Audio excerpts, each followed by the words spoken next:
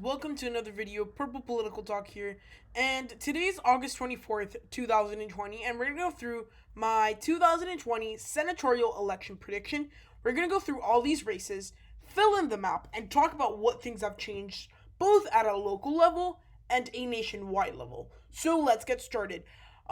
So at this point in time, the races have been changing a lot, whether it is because of the pandemic and kind of that winding down, whether it be for the conventions which are starting to happen and we're starting to feel the effects, whether it be for the new Black Lives Matter movement in the state of Wisconsin due after the shooting of another black man in hands of police. All these different things are going to affect these Senate races, and at the end of the day, these are changing very quickly, and we have to take a look at that. So we're going to predict these Senate races and look at the final map. So we're going to start by looking at the safe states for the Democrats and the Republicans. At this point, the safe map looks a lot better for the Democrats to have 43. And it's two states that are a little bit more surprising in New Mexico and Virginia. These are two states where the Republicans easily could have contested this and had a semi-decent chance at victory. I mean, they were not probably going to win, but still get it close. They just decided not to run very good candidates, and they just give up on those races, which at the end of the day is going to end up hurting them. So those are the safe states for the Democrats. As we go on to the safe states for the Republican safe states are dwindling for the Senate. And I mean, the interesting thing is that in the presidential level, these Senate races are becoming more, these states are becoming more and more competitive, while on a Senate level, they're not competitive, and the Republicans have very small amounts of seats that they have a safe, almost a guaranteed chance of winning. So that's going to hurt them, and it's going to make more races they're going to have to contest money-wise, which again will hurt them in the national scheme of things. So those are the safe states for both the Democrats and the Republicans. So now let's take a look at the likely states for the Democratic Party. The Democratic Party has been able to get a lot of these places pretty much solid.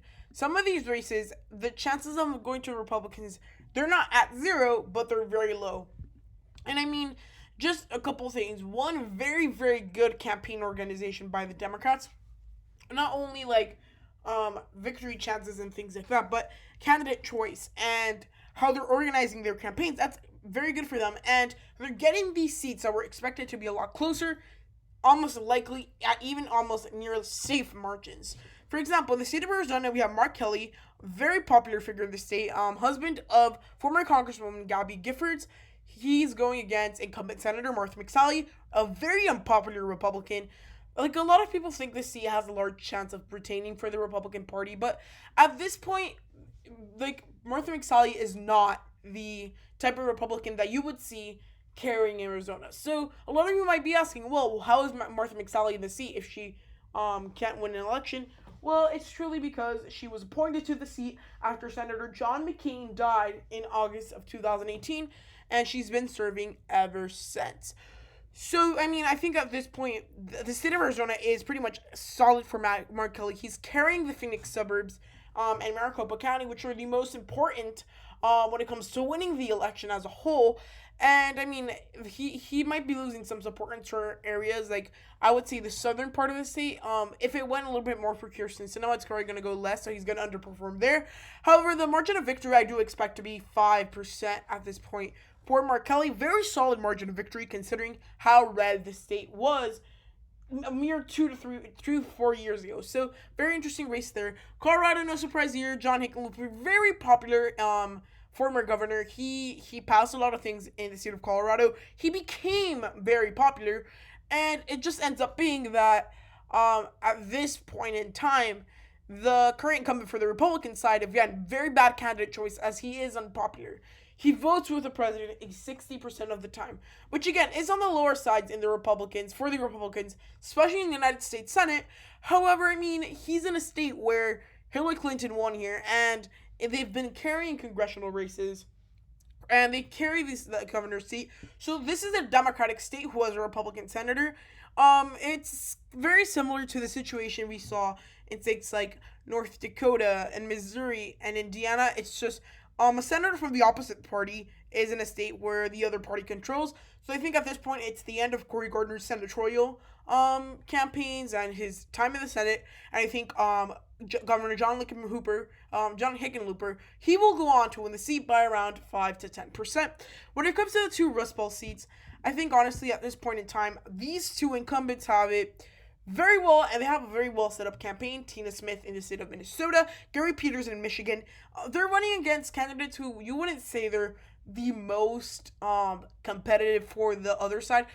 More likely in Michigan, where John James is actually more competitive than the candidate they ran in Minnesota. So I think honestly, John James has a small chance of flipping the seat, not astronomical. However, I mean, Tina Smith and Gary Peters, they both have been leading in polls in their respective states by a big margin, similar to maybe 5-10%, anywhere in that range. Although even at the presidential level, it's looking very different in these states. But I think at this point, these two senators have it pretty easy for re-election. They're going to have to fight minor challenges to get there, but I think, again, they're going to get reelected pretty easily. Last state in the likely column for the Democratic Party is the state of New Hampshire with Jeanne Shaheen, incumbent senator, former governor. She is very popular. And the thing here is that we can see that she does have her base in New Hampshire, and she does have that support there. And I think at this point, it's going to, again, be very easy for her to win. And I think she just has the experience, and the New Hampshire people like a moderate like Jeanne Shaheen. She will do very good in the seat. She's won past elections by substantial margins at least, even though when they could have been a little bit more contested. However, I mean, at this point in time, these are the likely states for the Democratic Party. So now, let's take a look at the Republican likely states, which there are quite some of them. At this point, the Republican states that I think are in the likely column are states like Alaska, states like Texas, Kansas, Mississippi, Alabama, South Carolina, Kentucky.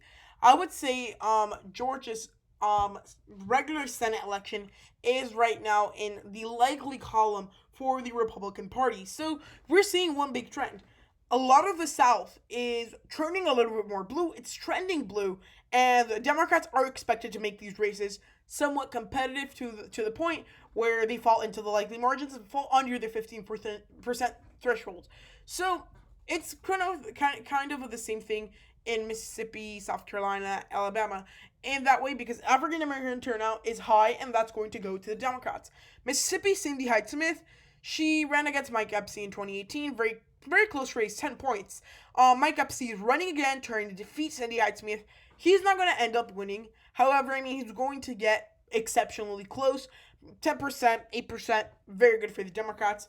In the state of South Carolina, we have a little bit different of a story. And it's Lindsey Graham. I mean, he's been in the Senate for a very long time.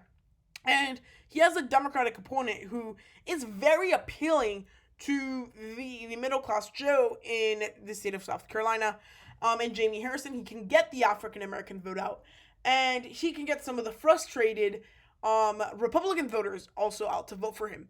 However, since Lindsey Graham has been one of those people that has been in power for so long, one, he's just going to get a lot more funding. And two, I mean, he is the current incumbent. And I mean, he's known because people know who Lindsey Graham is, because he gets nationwide media coverage. All these different things, it's probably going to end up giving him the race by around 10 points. Similar thing in the state of Kentucky. Again, we have Mitch McConnell, Senate Majority Leader. His race is the most important at this point for the Republicans. If they lose their Senate Majority Leader, that will be an embarrassment for the party as a whole when it comes to losing Senate seats. I think at this point, the race is looking very good in Mitch McConnell's favor. Although a lot of people said Amy McGrath could have won, I think Amy McGrath had a pretty nice chance at victory maybe 2 months ago.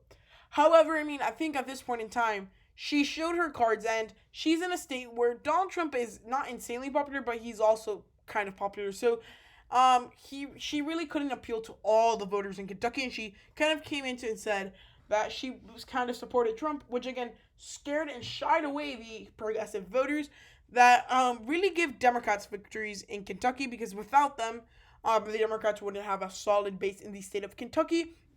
So yeah, I mean, at this point, Mitch McConnell has a very nice chance of winning there. Going on to Alabama and Georgia, we have, in the state of Alabama, we have Doug Jones, a current incumbent. He is a Democrat. Again, this is another one of those scenarios where it's one person from the opposite party in a state where the other party strongly governs and they have a lot of support. In this case, Doug Jones is the Democrat, and I mean, ever since he got elected, I think it was in everyone's head. The chances of him being reelected weren't insanely high for many reasons. And I think at this point, the Republicans ran a very compelling candidate for the Alabamian voter. They ran a former University college football coach. I mean, that's really going to bring out the voters because, again, it's the South, and that's one of the things they like. And just as well as like some of his policies are a lot more conservative. And although Doug Jones is very popular, keep in mind, he is still a Democrat, and I think a lot of Alabamians will decide to vote for the Republican than the Democrat just because they have the R next to their name. Again, things could happen. We don't know what's happened in Coach Tuberville's life. However, I mean, those things are going to definitely come into the campaign later on. And lastly, when it comes to the state of Georgia, we have Jon Ossoff going against David Perdue. This race has been expected to be close. However, I feel like, honestly, at this point, it would go by probably 5% in favor of David Perdue. I mean, Jon Ossoff is a good candidate, but for a certain area of Georgia. I'm not sure if he could, one, run a very good statewide campaign, as well as appeal to those necessary voters and get them out to vote. If they're already voting for the presidential election, the margins are going to be up. However, I mean, I don't think people are going to be that excited to vote for Jon Ossoff.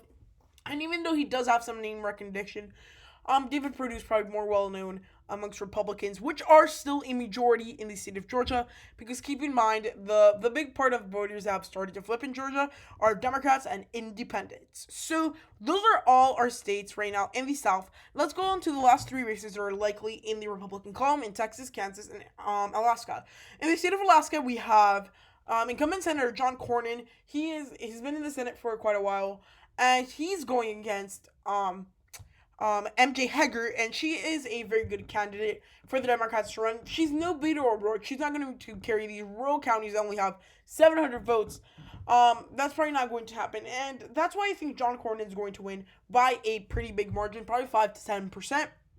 And it's simply because MJ Heger will not be able to get out those minorities to vote for her.